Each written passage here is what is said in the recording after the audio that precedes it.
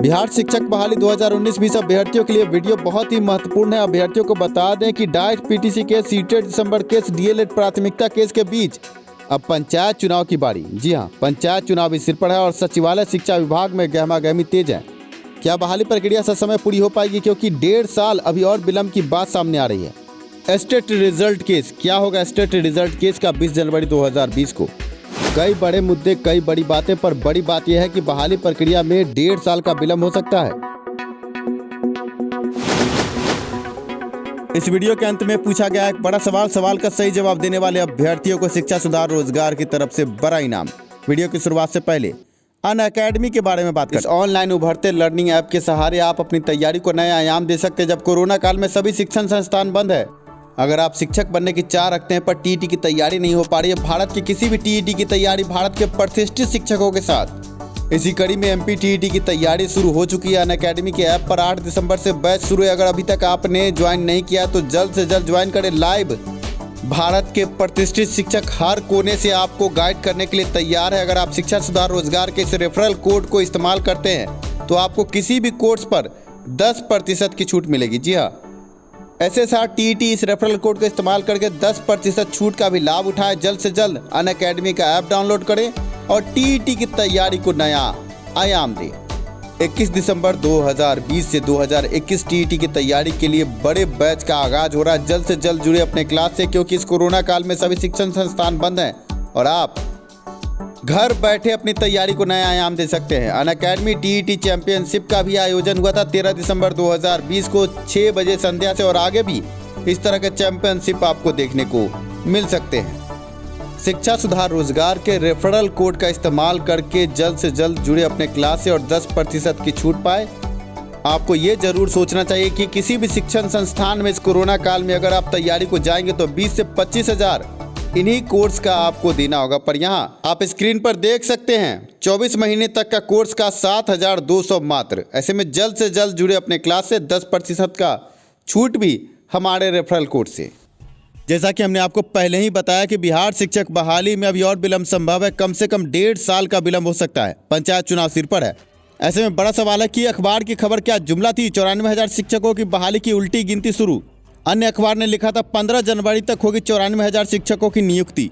अखबार ने लिखा था 26 दिसंबर तक शेड्यूल, 28 से 2 जनवरी तक मेधा सूची, 4 से 10 जनवरी तक आपत्तियों के निराकरण की बात की गई थी। पर अब बड़ी खबर है कि पंचायत चुनाव सिर पर है। कैसे होगी बहाली समय? ऐसे में सरकारी जुमला, ये लेटर नजर आ रहा है आपके स्क्रीन पर, लेटर है। आप समझ सकते हैं कि इसे सरकारी जुमला अभ्यर्थी कह रहे हैं कि सरकार कागजी रसगुल्ला बांटने में मशगूल है, और ऐसे में अखबार और शिक्षा विभाग का लेटर सब जुमला है।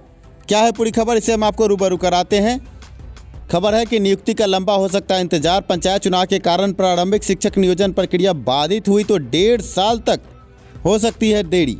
शिक्षा विभाग ने सभी जिला अधिकारियों को ससमय नियुक्ति कार्रवाई पूरी करने का निर्देश दिया है। हाई कोर्ट द्वारा जल्द से जल्द प्रक्रिया पूरी कर नियुक्ति पत्र देने का आदेश। पर बड़ी बात यह है कि बिहार में प्रारंभिक शिक्षक नियोजन की जो गति है उससे अब यह लगने लगा है कि नियोजन की प्रक्रिया पंचायत चुनाव में फंस जाएगी। राज्य में पंचायत चुनाव अगले साल मई जून में हो सकता है। शिक्षा विभाग ने सभी जिला अधिकारियों को पत्र लिखकर कहा कि अपने स्तर से बैठक आयोजित कर ससमय नियुक्ति की कार्रवाई विभाग द्वारा निर्गत पत्र के उल्लेखित समय तालिका के अनुरूप पूरा करने का निर्देश दिया जाए। जिला स्तर पर नियोजन के लिए गठित अनुश्रवण समिति को दैनिक समीक्षा के लिए जरूरी निर्देश दिया गया है। पर बड़ा सवाल है, क्या समय पूरी हो सकती है बहाली? विभाग ने कहा है कि देरी के लिए नियोजन इकाइयों और संबंधित अधिकारियों या कर्मचारियों पर नियमानुसार आवश्यक दंडात्मक कार्रवाई की जाएगी। रंजीत कुमार का कहना है कि आवश्यक अनुशंसा की जाए इसके लिए, यानी विभाग ने एक बार फिर सख्ती वाले पत्र लिखने शुरू किए हैं। लेकिन सच यह है कि हाई कोर्ट द्वारा जल्द से जल्द प्रक्रिया पूरी कर नियुक्ति पत्र देने का आदेश निचले स्तर पर तेजी नहीं पकड़ रहा है। बड़ी बात यह है कि पंचायत चुनाव, राज्य में पंचायत चुनाव मई जून में हो सकता है और इसकी प्रक्रिया काफ़ी पहले से शुरू की जाएगी। शिक्षक नियोजन में पंचायत सचिव सहित मुखिया की बड़ी भूमिका होती है, इसलिए नियोजन प्रक्रिया में देरी होने की पूरी आशंका है। अगर पंचायत चुनाव की वजह से नियोजन प्रक्रिया पूरी होने में देरी हुई तो आगे 1-1.5 साल की देरी हो सकती है। सब कुछ समय से हुआ भी तो मार्च से पहले नियोजन प्रक्रिया पूरी करने नियुक्ति पत्र मिलने की बात सामने नजर नहीं आती। उम्मीद बहुत कम है। ऐसे में शिक्षक बहाली का इंतजार कर रहे अभ्यर्थियों के लिए बड़ी खबर है। बिहार के 71,000 प्रारंभिक विद्यालय में 94,000 पदों पर 1.5 साल से नियुक्ति की प्रक्रिया चल रही है और अब तक 8,000 से ज्यादा नियोजन इकाई ने अभी तक अंतरिम मेधा सूची जारी नहीं की है। शिकायत यह भी है कि एनआईसी के वेबसाइट पर कुछ इकाइयों ने जो अपलोड किया है वह पढ़े जाने लायक नहीं है। बिहार राज्य प्रारंभिक शिक्षक संघ के सचिव प्रेमचंद कहते हैं, विभाग की ओर से जो पत्र जारी किया गया है उस अनुसार तेजी आ जाए तो अच्छी बात है, लेकिन जिस धीमी गति से काम हो रहा है उससे लगता है कि पंचायत चुनाव में नियोजन प्रक्रिया फंस जाएगी। सरकार ने नियोजित शिक्षकों को चुनावी शिक्षक बना दिया है। प्राथमिक शिक्षा निदेशक डॉक्टर रंजीत कुमार सिंह कहते हैं, हम चाहते हैं कि पंचायत चुनाव से पहले प्राथमिक शिक्षक नियोजन प्रक्रिया पूरी कर नियुक्ति पत्र अभ्यर्थियों को दे दिया जाए। इसके लिए जिला पदाधिकारियों सहित शिक्षा अधीक्षकों को पत्र लिखा गया है, पर इन पत्रों का क्या होगा ये तो भविष्य ही बताएगा। ऐसे में पटना हाईकोर्ट में कई बड़े केस लंबित है, जैसे डाइट पीटीसी का केस, डीएलएड प्राथमिकता का केस और अन्य कई केसें हैं। National federation of the blind का केस भी है। ऐसे में बहाली प्रक्रिया में विलंब पूरी तरह संभव है। पटना हाईकोर्ट में बड़े केसों की सुनवाई जल्द ही देखने को आपको मिलेगी और अगर किसी केस में भी स्टे की बात सामने आती है, बहाली प्रक्रिया लंबा खींचेगी। केस मुकदमे को छोड़ दें तब भी बहाली प्रक्रिया जिस कछुए की चाल से आगे बढ़ रही है, ये यकीन मानिए 1.5 साल से पहले बहाली प्रक्रिया पूरी नहीं हो सकती। ये संभावना नजर आ रही है और प्राथमिक शिक्षा निदेशक हो या शिक्षा के जो भी बड़े अधिकारी कागजी रसगुल्ला बांटने में लगे हैं, पर क्या ये कागजी रसगुल्ला अभ्यर्थियों के बेरोजगारी को दूर कर पाएगा, ये बड़ा सवाल है। ऐसे में एक केस की चर्चा करना लाजमी है, डाइट पीटीसी का केस। जी हाँ, पिछले दिनों से ये कैरी फॉरवर्ड होकर आ रहा है और लगातार कैरी फॉरवर्ड हो रहा है। अपने स्क्रीन पर देख सकते हैं CWJC 8119 केस नंबर और 118 नंबर पर आज भी लिस्टेड है 23/12/2020 को। आप समझ सकते हैं कि ये केस लगातार कैरी फॉरवर्ड होता जा रहा है और जिस दिन इस केस में सुनवाई होगी एक बड़ा विस्फोट आपको देखने को मिलेगा। CWJC 8119 और इस केस में सुनवाई आज भी संभव नजर नहीं आती। अब देखना यह है कि पंचायत चुनाव से पहले क्या यह बहाली पूरी हो पाती है, क्योंकि कई बड़े केस पटना हाईकोर्ट में लंबित है। शिक्षा सुधार रोजगार की तरफ से मैं नीरज आपको बता दूं कि अगले वीडियो में होगा बड़ा खुलासा। अगले वीडियो में हम आपको बताएंगे कि बिहार शिक्षक बहाली कैसे होगी रद्द।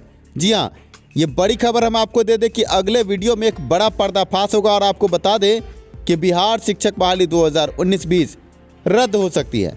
पटना हाईकोर्ट में कई बड़े केस ऐसे हैं जिनके बारे में आपको सही जानकारी नहीं है, पर हम आपको बता दें कि शिक्षा सुधार रोजगार आपको कई बड़ी जानकारियों से अगले वीडियो में रूबरू कराएगा और आपको ये बताएगा कि बिहार शिक्षक बहाली पर रद्द होने का तलवार लटक रहा है और जल्द ही आपको ये खबर भी मिल सकती है।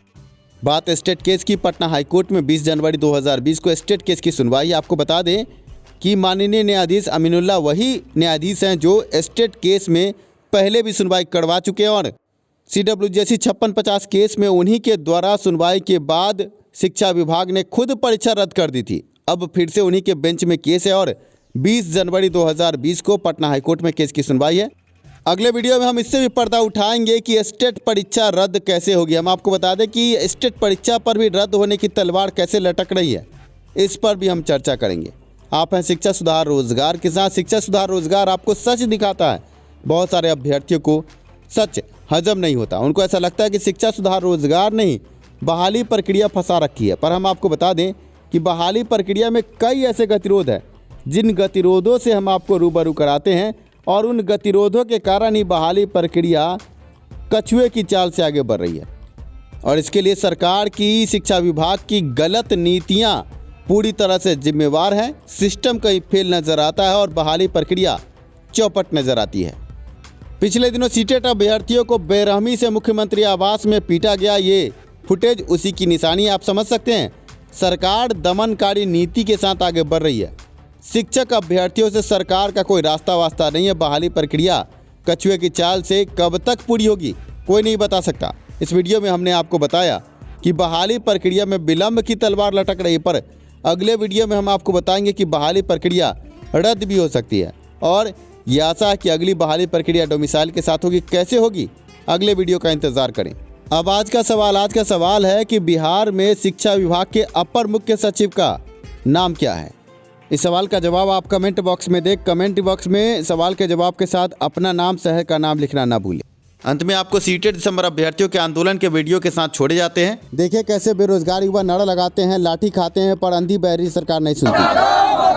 सीटेड दिसंबर को मौका दो, नीतीश कुमार, नीतीश कुमार, रंजीत कुमार, रंजीत कुमार, नीतीश कुमार, सीटेड दिसंबर को मौका दो, मौका दो।